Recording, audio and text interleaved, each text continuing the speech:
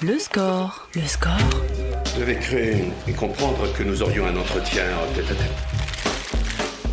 18h30, 20h sur Radio Nova. Sur Radio Nova. Bon, à mon tour maintenant. On a écouté vos classiques, on va écouter les miens. Avec Charline Roux. Bienvenue dans le score sur Nova, votre rendez-vous quotidien fait de musique, de conversation, avec aujourd'hui une créature aquatique d'une intelligence supérieure et au CV foisonnant. Vulgarisateur de pratiques diverses et chatoyantes, catégorie NSFW à la télé, pourvoyeur en chef de breuvage violent pour invités consentants et filmés, cuisinier engagé, comédien à géométrie physique variable, qu'il soit en uniforme de gendarme municipal dans Taxi 5 ou de milicien dans La folle histoire de Max et Léon, peroxy des zinzins dans Budapest, tout en rouflaquette dans Un stupéfiant Noël, Hirsute dans la série Ghost, en petit slop pour incarner nageur héros dans le film Sous la Seine et le summum caméléon restant ses rôles multiples dans Les Frères Pétou, série dont il est le co-créateur et unique comédien. Il est aussi un animal de scène, la preuve filmée arrive sur Canal+, samedi à 23h20 et sur MyCanal. Cet excellent spectacle s'appelle Nombril, on parle donc de celui de Monsieur Poulpe. Bonjour. Bonjour, ravi que tu sois venu nettoyer mon nombril, Charline. Putain, pourquoi ça commence comme ça ? C'est pas possible. C'était une très belle intro. Mais je te remercie. Quelle plume. Est-ce qu'on garde le monsieur ? Parce que Non. j'ai noté que tout le monde t'appelle Poulpe. Ouais, maintenant. monsieur, c'était juste pour, Pour remplir Oui, c'était pour remplir un nombre de caractères. Parce que poulpe, c'est moins de 8 caractères. Donc j'ai mis monsieur avant. Ouais. Alors, l'explication est pas ouf, mais... Donc du coup, tu peux dire poulpe. Ouais. Ouais, bah on va adresser le problème tout de suite. T'as dit dans Tenez goûter, c'est délicieux, le super podcast de Fred Testo et Jonathan Lambert, que tu songeais à dropper l'alias d'ici peu. C'est un vrai projet ou c'est une Ouais, intox ? c'est un projet 2025. Ouais. Comme plein d'autres, mais il en fait partie. Et en fait, c'est juste, je sais pas encore vraiment comment je vais le faire, mon coming C'est-à-dire que out. je sais pas encore comment je m'appelle. Non, mais je sais pas comment je vais le dire, parce que ça, c'est un petit événement, et en même temps, c'est un non-événement, et en même temps, pour moi, dans ma vie, c'est un énorme événement. Donc, il y a un truc où je sais pas trop comment gérer. Je me rends bien compte que les gens s'en branlent. Hein. Je sais. Hein. Non, mais je pour trouve moi, que... c'est beaucoup quand même. Donc, il y a un truc comme... Voilà, je sais pas par quel bout prendre ça. C'est-à-dire que c'est le secret tellement le mieux gardé depuis que tu existes, que je comprends ce que tu veux dire, c'est admis par tous en fait. Non, mais surtout, moi, dans ma vie... Les gens ont arrêté de chercher. Ouais, tu vois. puis moi, dans ma vie, tout le monde m'appelle Poulpe. Bah tu vois. oui. Donc, il va y avoir un truc où ça va... Donc, c'est... Ouais, je sais pas comment Arrêtez le de faire. répondre aux gens. Ah non, c'est pas moi. C'est pardon. pas moi. Enfin, Il y a une question rituelle dans cette émission. Quelle place prend la musique dans ta vie de tous les jours ? c'est marrant parce que je dis que je n'écoute pas de musique, Ouais. mais en fait j'ai une culture musicale de ouf et mine de rien j'en mets quand même de temps en temps, je m'en écoute de temps en temps. Par exemple quand j'écris je me mets Lo-Fi Girl sur YouTube, je sais pas si tu vois cette chaîne YouTube, et je me mets des beats des années 80 et je sais pas, là j'ai eu un truc il y a pas longtemps, j'étais hyper vénère de trucs de taf. Et en fait, il fallait que j'enchaîne et que j'aille faire un truc où j'aille montrer ma gueule et faire des blagues et tout. Et j'étais vraiment dans les tours de l'extrême. Et j'étais à vélo et je trouvais pas d'endroit où ranger mon vélo, machin et tout. Enfin, c'était genre waouh. Et je me suis mis une playlist Italo Disco. Et je sais pas, il y a eu un truc, tu sais, comme quand tu te lèves le matin et que t'es très mal et que t'as de la fièvre et tu rampes pour chercher un Doliprane. Ouais. Bah là, moi, c'était la même avec de l'Italo Disco. Donc, je pense que la musique a une place curative dans ma vie. Ouais. C'est que des fois, quand je sens que j'ai plein de trucs en tête et tout, et qu'il faut que je dorme et qu'il faut que je me réveille tôt le lendemain et qu'en fait... en fait, je vais mettre des sons d'océan dans ma chambre, tu vois. Bambou pas petit bambou de merde. Je sais. mais en tout cas, il y a un truc comme ça où, tu vois, quand je cuisine, je me mets de la musique, mais c'est un peu, j'ai un lien un peu étrange. C'est que moi, j'ai l'impression de pas en écouter, mais j'ai en fait une grosse culture musicale.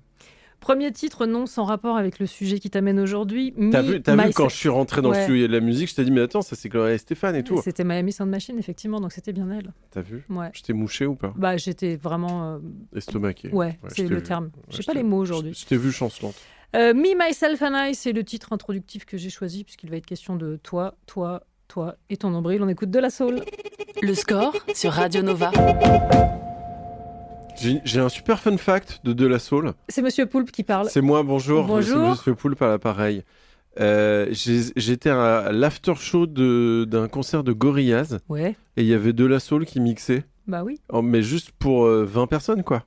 Parce qu'ils étaient sur scène avec Gorillaz avant, ouais. j'imagine. Ouais. Et vraiment, il y avait de la soul qui était genre là, à 2 mètres de moi, et je savais pas quoi faire de cette info. Je me disais, putain, il y a de la soul, quoi. Ouais. Et je savais pas quoi faire. Ça m'a vraiment perdu. Je mangeais des tortillas. Et ça mixait bien ou... Bah, de ouf. Et puis surtout, ils étaient vivants là devant toi. Enfin, c'est très étrange, quoi. Ouais. Il y avait de même, j'imagine, Damon Albarn et tous les autres membres de Gorillaz. Exactement, mal coiffé, tout ça. Mais moi, j'étais plus sur De La Soul, quoi. Oui, j'imagine. Ouais.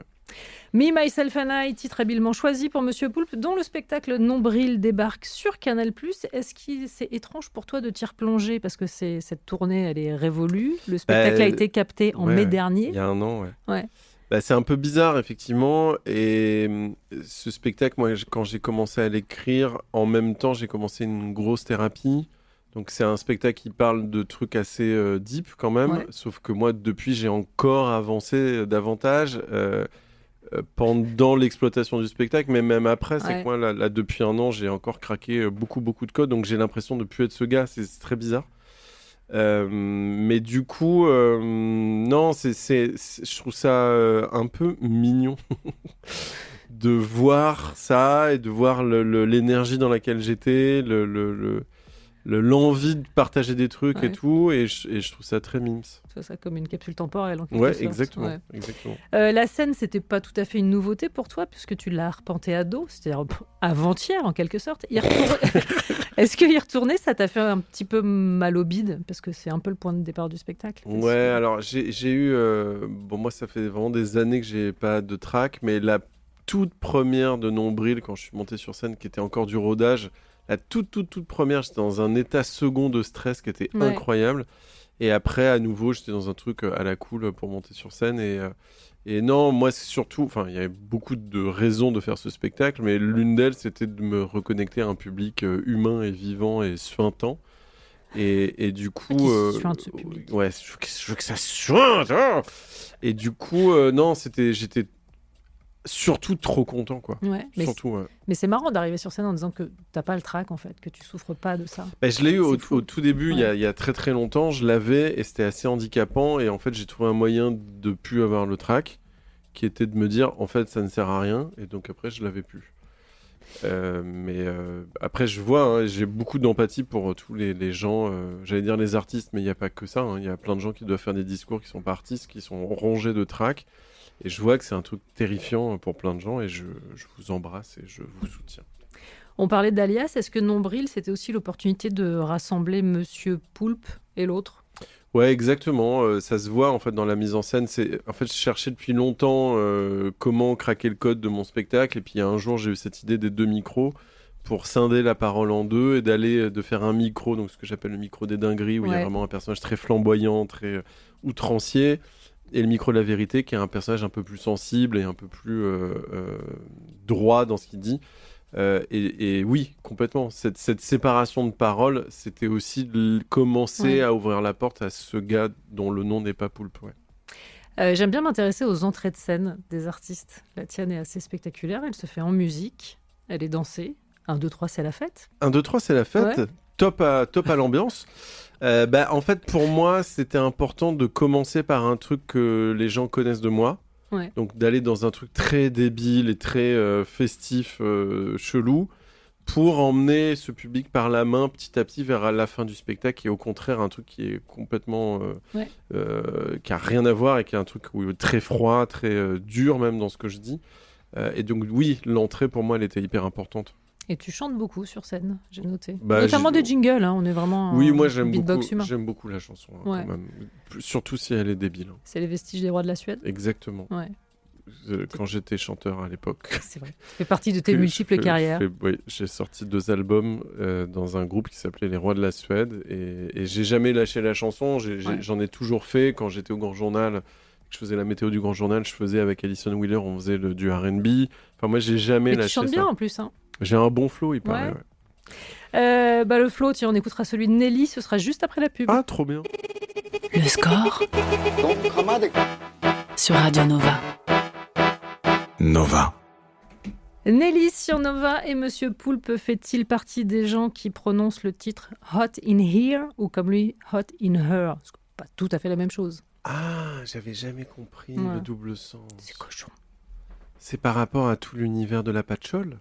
Tout à fait. D'accord. Celui-là même. Mais je crois que le clip était d'ailleurs assez... explicite. Oui. Explicite contente. On est vraiment sur une période où où les femmes étaient assez La peu femme vêtues était dans vraiment bien mise considérée. en avant. Et oui. heureusement, tout a changé. Ah non, Ah non. pardon. Nelly, ça fait partie des artistes que tu as écoutés beaucoup. Bah ouais, les années 2000. Attends, même pas d'ailleurs, c'était plus 80... fin Non, je crois que 90. c'est 2000. C'est 2000 Ouais, je crois. Non, mais Nelly, bien sûr, avec son pansement sur la joue. Et puis le gars, il faisait partie de toute cette vibe de rappeur comédien. Ouais. C'est qu'il jouait un peu dans les films d'horreur. Je me rappelle de lui dans The Faculty et tout. Il y avait un truc de genre putain, le rappeur, il est en même temps Ouais. comédien et tout. Donc non, j'adorais. On parle aujourd'hui de nombril, enfin de ton nombril, à voir sur MyCanal. Alors Dit comme non, ça, c'est très étrange. pas du tout. Et maintenant, il faut dire attention, hein, faut être à la page, Charline. Maintenant, c'est l'application Canal+.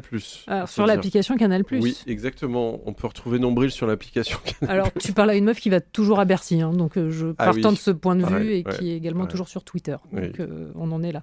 Est-ce que tu es d'un naturel pudique ? Ouais, en fait, j'ai Ouais. beaucoup de pudeur. Je donne l'impression de montrer beaucoup de moi, mais en fait, c'est très contrôlé. Donc, non, je suis très pudique. Bah oui, parce que c'est une question qui se pose quand on décide de se raconter, d'autant que toi, dans le spectacle, t'énumères tout un tas d'événements de ta vie, dont certains sont du genre costaud, et ce ne sont évidemment pas ceux sur lesquels tu décides de t'arrêter. Non, parce que je choisis. En fait, c'est aussi ce que tu as vu, c'est le fruit de plein de rodages et Ouais, de bien tests sûr. aussi auprès du public. Et je me suis rendu compte qu'il y a des trucs, comme tu dis, un peu costauds Ouais. de ma vie, où en fait, il vaut mieux que ça passe. Tu vois, et qu'il y ait un truc de genre, ouh, waouh, ok, mais j'enchaîne, tu vois. Parce que si on s'y arrête un peu trop, ça reste quand même un spectacle marrant, tu vois, Bien à sûr. 90%. Et il y a des trucs où il vaut mieux les passer. Ça te permet de comprendre mieux qui je suis, mais sans t'y arrêter trop non plus, parce qu'on veut pas faire un truc trop badant non plus, quoi. Et alors, ce qui est très étonnant, c'est que tu ne racontes pas que la meilleure version de toi-même dans le Ah bah non, spectacle. bah il faut, sinon... Oui, mais enfin, tu vois ce que je veux dire. Ouais. Monter sur scène peut être un exercice un peu de je me flamboyance. monte, ouais, exactement. Ouais. Non, mais encore une fois, c'est que moi, je voulais faire un truc... Bon, un spectacle, c'est un truc que j'ai jamais fait de ma vie, donc je me suis dit, à partir du moment où je fais un truc que j'ai jamais fait, autant y aller vraiment dans le... Voilà. Et donc, moi, j'ai passé ma vie à faire des blagues, à jamais vraiment me montrer qui je suis et tout. Là, je me suis dit, on va aller dans des trucs un peu plus deep, mais je veux pas non plus que ça soit que moi sur ma gueule, et je veux que ça soit un peu universel et que ça aille toucher des gens dans le public et que ça fasse résonance auprès de eux dans leur vie et tout. Donc, du coup, pour moi, c'est important d'aller dans des trucs un peu durs pour aller toucher les gens sur eux, leurs trucs durs à eux aussi, quoi.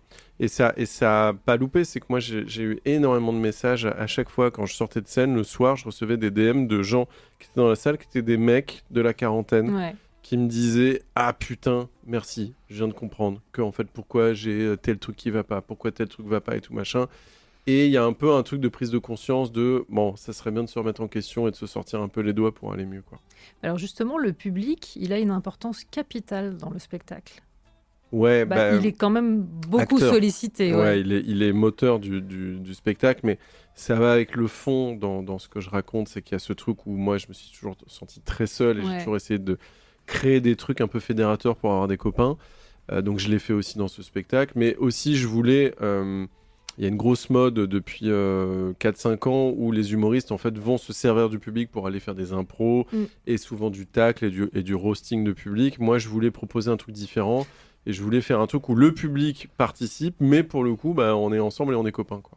Ouais. Le roasting, c'est pas du tout ton... Non, mais il y a Ouais. des gens qui le font très bien, mais moi, je suis pas dans ce truc-là. Ouais. Alors, on en parle de manière extrêmement deep. Je rappelle que le spectacle est vraiment Attention, hilarant. hein, l'humour est drôle. Non, hein. mais c'est hilarant. Je peux pas vous dire autre chose que ça s'ouvre sur des blagues de paix. Donc déjà, vraiment, Oui, ça s'appelle être en terrain conquis. Bien sûr. Mais le spectacle, c'est un vrai mélange, un mélange d'ailleurs assez fou entre introspection sérieuse et grande fantaisie. Est-ce que c'est facile à ajuster ? C'était toute la complexité de ce spectacle, c'était trouver le bon équilibre pour que ça reste un spectacle d'humour avec des trucs qui me font rire, donc très débilos. Et je voulais En fait, je voulais des grandes envolées de rire, tu vois. Mais surtout, ce que je voulais, c'était pas que les gens sortent de ce spectacle en se disant « Ah, on a bien ri ».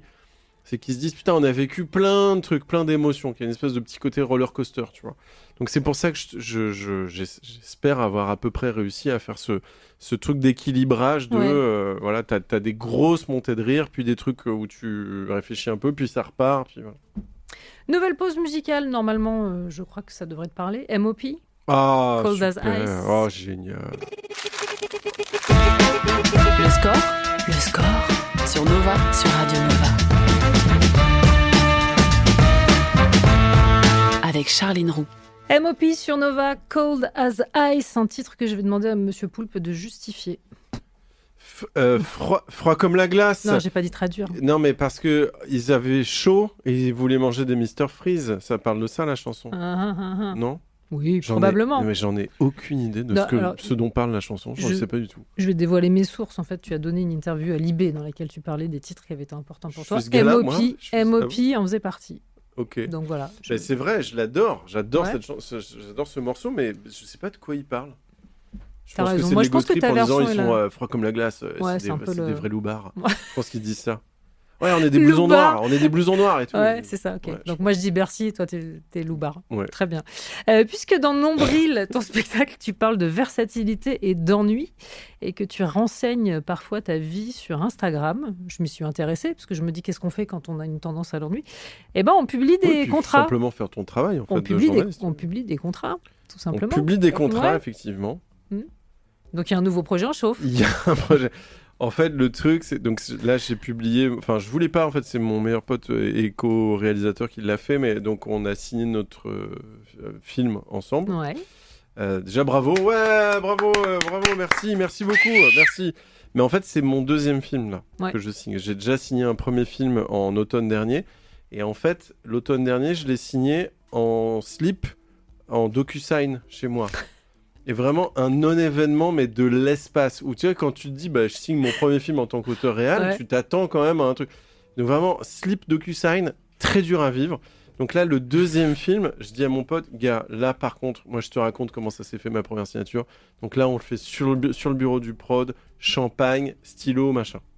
Je dis, je m'occupe des stylos. Je suis allé acheter des stylos pizza pour vraiment aller au bout du truc, tu vois.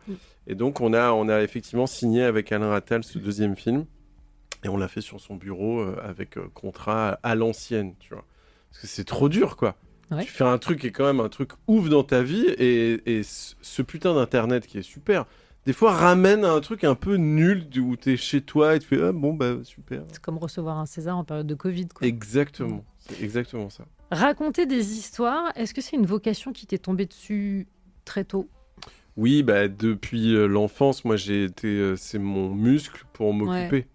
Donc, comme je suis enfant solo, fils de gendarme, à déménager tout le temps, pas de potes, comme tous les enfants de militaires qui nous écoutent, qui ont connu ça, ce truc où t'enchaînes non-stop et donc tu peux pas avoir d'amis d'enfance. Du coup, pour t'occuper, il y en a qui font du sport. Moi, je suis parti dans un truc de création et du coup, je me raconte des histoires et j'en ai fait mon métier. Raconter des histoires, c'était déjà là au moment de la création de cette merveilleuse tagline. Si Internet a été créé, c'était pour y placer ce blog sur un coussin en velours. Qui était donc l'accroche de mon blog des années 2000 où à l'époque c'était cool d'avoir un blog.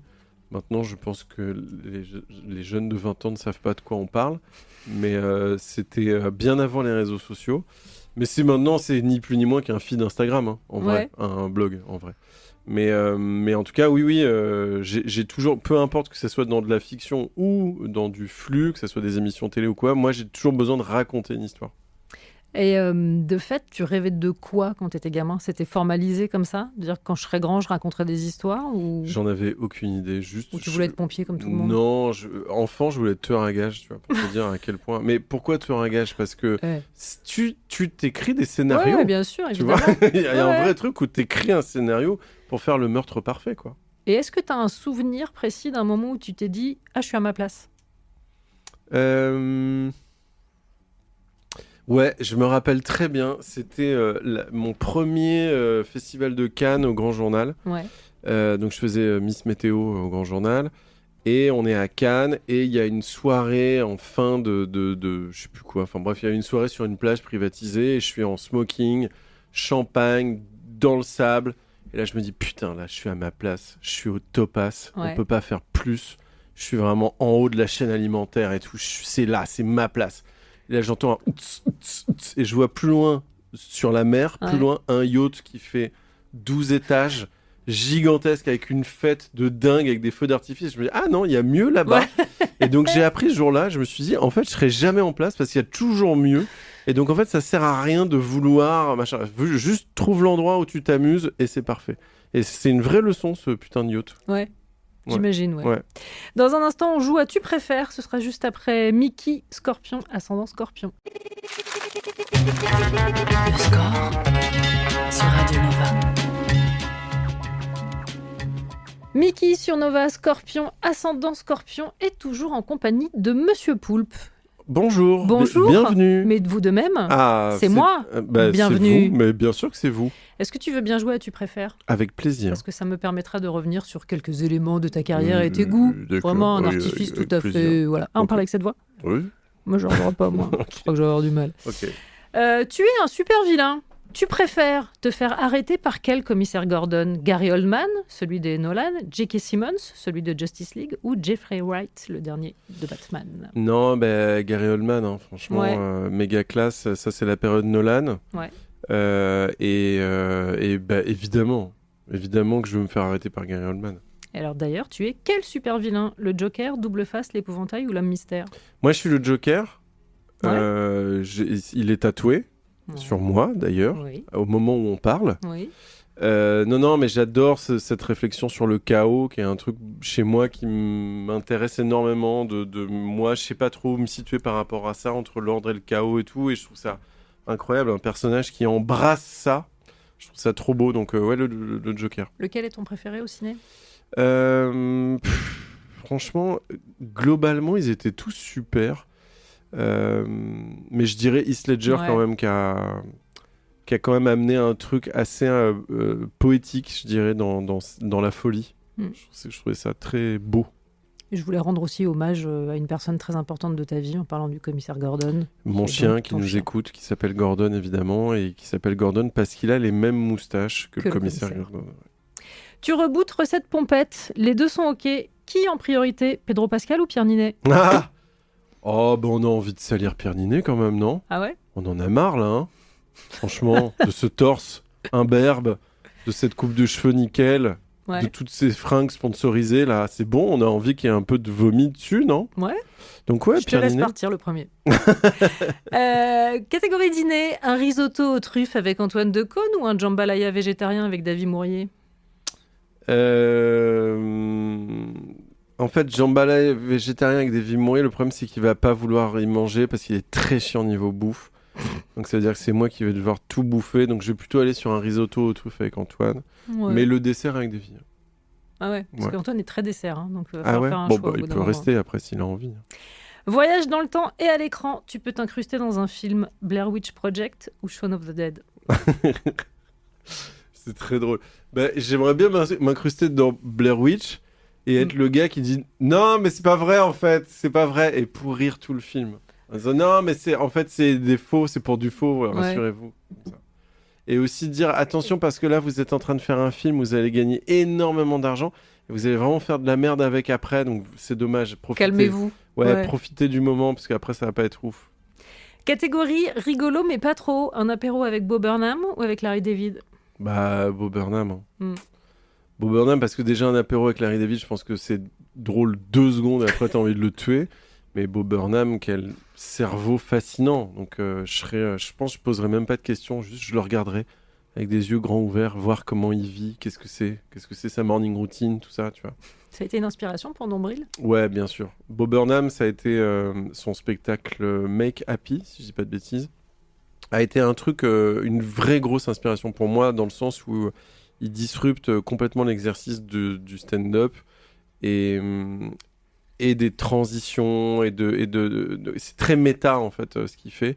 Et moi j'ai toujours pratiqué cet humour méta dans tout ce que j'ai fait. Et du coup quand j'ai vu son spectacle, je me suis dit ok, j'ai le droit. En fait j'ai le droit moi aussi d'y aller quoi. Donc merci Bo Burnham. Tu consommes beaucoup de spectacles ? Pas tant. Non. Pas tant, je trouve que en fait c'est chiant en captation, je trouve que tu perds quand même beaucoup d'énergie. N'hésitez pas à regarder la captation de mon spectacle bien sûr sur l'application Canal+. Mais tu perds quand même beaucoup l'énergie de la scène. Et quand tu vas voir des spectacles, en fait, c'est un peu relou. C'est que je fais 1m91 et à Paris, et vraiment, les salles, elles sont petites. Et je passe plus de temps à avoir mal aux genoux qu'à écouter ce que disent les gens sur scène. Surtout que moi, je suis cette personne qui est assise derrière toi et qui va passer son temps à faire... Ah oui, parce que tu vois rien. Putain, pardon, il faut que je me baisse en plus. Alors, putain. Pour conclure, le date idéal avec Clara Morgan ou avec Steven Seagal ? Bah quoi, on n'a pas dit que tout était cohérent non plus. Non, écoute, le date avec Clara Morgan, je l'ai déjà eu, parce qu'elle était venue dans Recette Pompette et on avait passé un moment génial. Donc du coup, date avec Steven Seagal, même si aujourd'hui, je pense qu'il n'y a plus grand-chose à en tirer. Je pense que la personne dort. Je pense, Mais il a été à un moment une sorte de fascination. Bien sûr, j'étais fasciné par Steven Seagal pour ce côté ultra nul de ce qu'il envoyait à l'image. Où lui, dans les films d'action qu'il faisait, c'était la méthode des 25 000 baffes à la minute. Et jamais dans le monde ça marche, ça. Tu vois. Mais du coup, il y avait un truc où quand même il cassait des bras et des jambes. J'étais, putain, quelle blague. Et j'adorais suivre ses aventures. Et une populaire opinion, le catogan, ça marche pas non plus dans la vraie vie. Non, c'est vrai. Il faut cesser. Sur ces bonnes paroles, je propose une coupure publicitaire. On revient tout de suite après. Très bien. Le score sur Nova. Charline Roux. Nova. Qu'est-ce que... Et la lumière est rouge, je dois me taire. Ah oui, c'est à nous, oui. C'est ça ? Oui, la lumière est rouge. Pardon, excusez-moi, je débute. Vous démarrez ? Tout à fait. Très bien. Bonjour Monsieur Poulpe. Bonjour Charline. N'importe quoi, cette émission n'a aucun sens. Je me demandais, de laquelle de toutes tes activités on te parle le plus aujourd'hui ? Ça reste les recettes pompettes. C'est vrai. Donc à chaque fois, je dis pardon, mais c'est vraiment, ça s'est fini il y a 8 ans, donc n'espère pas en voir de nouveau, quoi. Et je vois de la déception dans les yeux des gens qui apprennent que c'est fini. Mais ça, c'est la magie de YouTube, c'est que tu sais pas si c'est fini ou pas, ça reste et c'est super. Donc je dirais recettes pompettes, quand même, c'est globalement ce pourquoi on me reconnaît. Après, il y a des trucs, de temps en temps, il y a des trucs qui pop, crac. Voilà, ça dépend, les frères Pétou, il y a 2-3 trucs quand même. T'es du genre nostalgique ? C'est-à-dire qu'il y a des époques, des émissions, qui te manquent ? En fait, non, pas nostalgique dans le fond, mais nostalgique dans la minute, tu vois. C'est que je me dis, putain, là, tout de suite, là, ah putain, je referais bien une recette pompette avec telle personne ou tel machin. Ou, ah tiens, j'irais bien re-rapper sur le plateau du Grand Journal, mais juste là, 3 minutes et ciao, quoi. Donc c'est juste des micros envies. Mais j'ai pas, non, moi je suis quand même un gars qui avance et qui a besoin de faire des trucs, mais une fois qu'ils sont faits, ok, cool, maintenant, next, tu vois.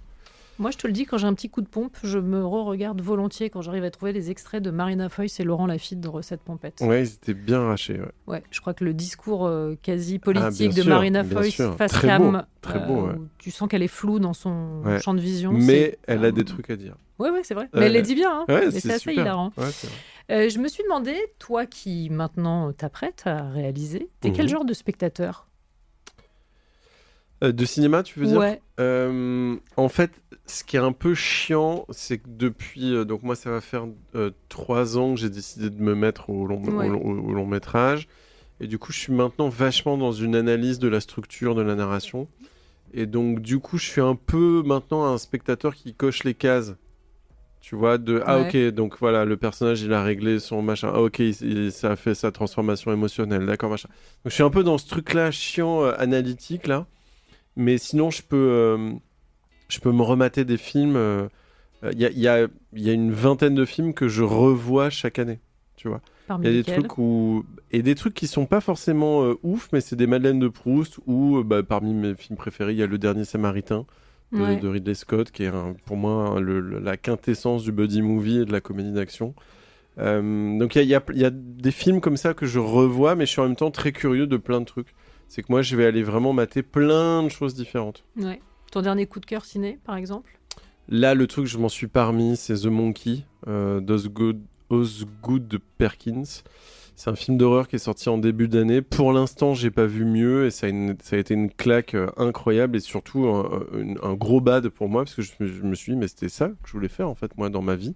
Je voulais faire le film The Monkey, qui est incroyable, qui est vénère à l'image, donc pour public averti, mais qui est en même temps, enfin c'est tout ce que j'aime, c'est que il y a du grand guignol, c'est-à-dire qu'il y a beaucoup de gore à l'image, mais c'est excessivement drôle. C'est très très drôle. Ouais. Genre plus que des films de comédie habituels, quoi. Il y a des trucs, et puis il y a un univers un peu dingue à la Twin Peaks et tout. Il y a des personnages hors sol qui... Enfin, moi, The Monkey, pour moi, c'est la claque de l'année pour l'instant. Sur tes 2 projets, tu t'envisages comme réalisateur et comédien ou l'un exclut Non, là, l'autre je suis vraiment auteur-réalisateur. Ouais. Là, je suis vraiment en pur créateur. Je me pose la question de si je joue ou pas dedans. Il y a des rôles, clairement, j'ai pensé à moi en les écrivant. Mais il y en a plusieurs, donc après je verrai, on n'en est vraiment pas là. Ouais. L'étape du casting, on n'est pas là, mais en tout cas, moi je suis pas dans ce truc où je me donne le premier rôle et machin, pas du tout. Mais ce qui va pas t'empêcher, j'imagine, de continuer à être comédien par ailleurs. Ouais, mais après, moi, c'est quand même une carrière de comédien très étrange, hein, parce que je joue pour mes potes.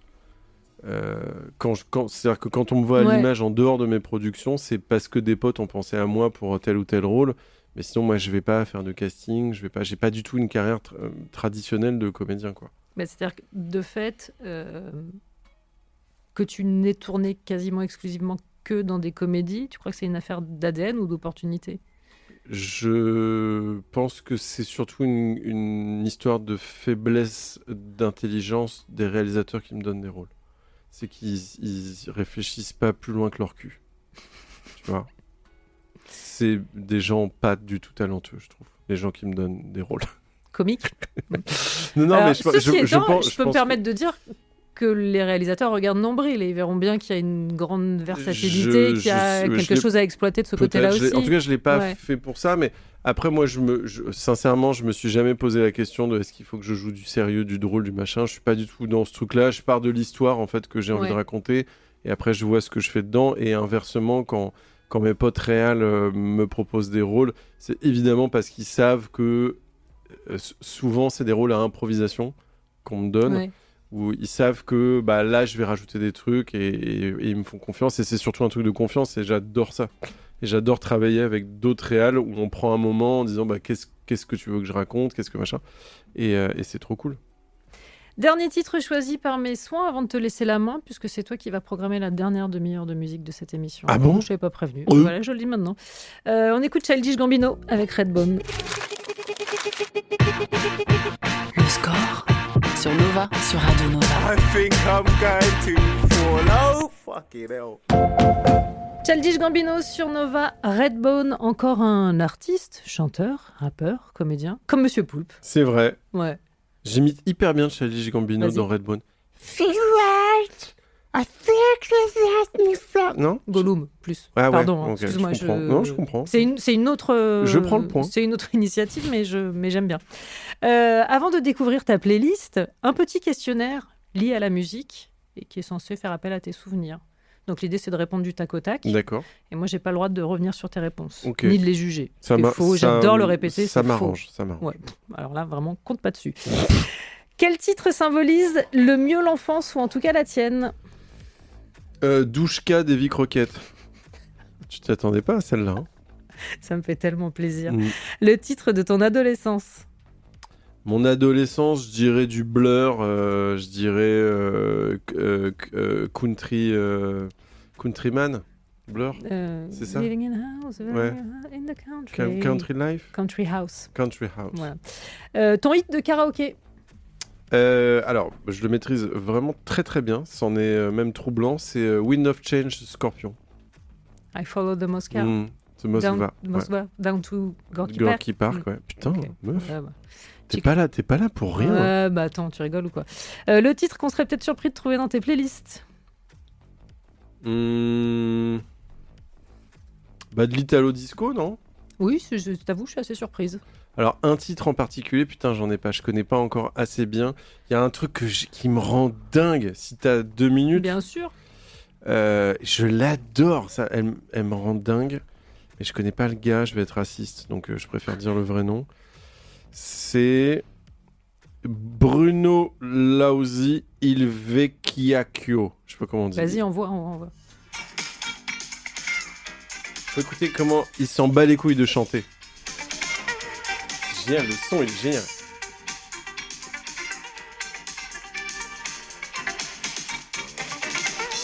Et un moment, il chante. Je vous jure, à un moment, il chante. Mais là, il est en train de fumer sa clope, il l'éteint tout doucement, puis il vient tout doucement au micro, désabusé. Ouais. C'est cool, Je hein. vois bien ce que tu veux dire sur le côté la détente. Ah, j'adore. Le titre qui te propulse immédiatement sur la piste de danse. C'est du Mobb Deep, on peut dire Mobb Deep, pas Cold as Ice, l'autre...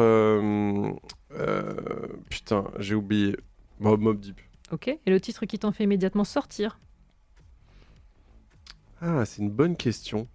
Je pense que... Un truc qui me fait sortir direct... Je pense que c'est les trucs qui... Ah ouais, les trucs qui me saoulent de... je sais pas, tous les trucs des bronzés... tous ces trucs-là. La chanson rigolote. Ouais, la chanson, tu sais, où c'est un peu... Ah ouais, les chansons des mariages, en fait, tu vois, où ça me saoule. Que ce soit pris au premier ou au second degré. Mais en fait, Ouais. le second degré n'existe pas dans ces moments-là. On dit que c'est genre du second degré, mais c'est pas vrai. Et je pourrais m'ambiancer dessus, mais il y a un truc, je sais pas, trop fastoche. Je sais pas comment dire, mais je suis trop snob. Ta chanson de comédie musicale préférée?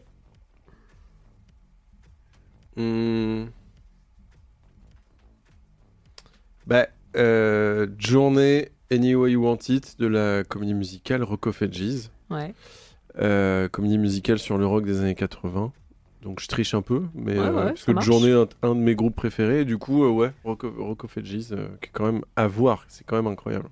Avec La comédie musicale, Ouais. il y a eu l'adaptation au cinéma avec Tom Cruise et tout. Ouais. Mais la comédie musicale, je sais pas, il y en a eu plein des gens qui... Tu l'as vu vraiment Ah, moi, sur je l'ai vu scène? à Ah oui, Londres, c'est ça. ouais, ok. Catégorie pénible, la chanson dont t'as un mal de chien débarrassé une fois qu'elle tourne dans ta tête. C'est souvent, il y en a plein comme ça. Et il y en a une il y a pas longtemps là où ça me rendait ouf, ça revenait en écho et tout. Et franchement, je t'avoue que je suis trop content d'avoir oublié de laquelle dont je parle pour pas qu'elle revienne. C'est quoi la méthode pour enlever les chansons qui... Trouver une autre. Ah ouais, moi je l'écoute 3 fois, tu vois, puis après si c'est bon, normalement ça dégage. Mais non, là tout de suite, j'en ai pas là. Je suis content d'ailleurs de pas en avoir. Tant mieux, de fait tu ne la partages pas. Je rappelle donc que ton excellent spectacle s'appelle Nombril, il sera diffusé samedi à 23h20 sur Canal+, et disponible sur l'application Canal+. Il est temps de découvrir ta playlist. Pour démarrer, tu as choisi Air et Sexy Boy. En quelques mots, pourquoi ce titre ? Parce que j'avais oublié l'existence de Sexy Boy de R et du coup je l'ai vu dans la playlist, je me suis dit ah tiens trop bien, donc voilà, je crois c'est vrai, trop bien. Peut-être au bout de 2 minutes on en aura marre, mais je te laisserai intervenir dans ce cas-là. D'accord. Kelly sur Nova, et pour clore le score consacré à Monsieur Poulpe, merci 1000 fois d'être passé dans ce studio. Merci à vous de m'avoir reçu, j'espère que j'ai scoré. J'ai fait combien ? Ah non, on a oublié ça. Ah alors je suis obligée d'expliquer. En fait, Monsieur Poulpe avait gentiment fait le pilote de cette émission, et à l'époque nous tenions les scores. Et t'as vu, on a complètement lâché l'affaire, lâché la rampe, ça s'appelle. Moi je suis trop le bon gars des pilotes, moi. Ouais. Je suis trop une bonne patte, on m'invite à tous les pilotes. Super, je suis le bon gars, moi. Ouais. Du coup, je te remercie doublement. Et je répète que Nombril, c'est vraiment super. Je le dis pas parce que tu es venu faire le pilote, mais je le dis là, ça sincèrement. enregistre toujours, là ? Ouais, ça enregistre donc ça, toujours. c'est enregistré ce que tu dis, là, que c'est super ? Ouais, Okay, Nombril, c'est bien. super et ça arrive demain sur Canal+. Merci, Charline. Mais merci plaisir. à toi. Et il est 20h, il est grand temps de retrouver David Blo et le Nova Club.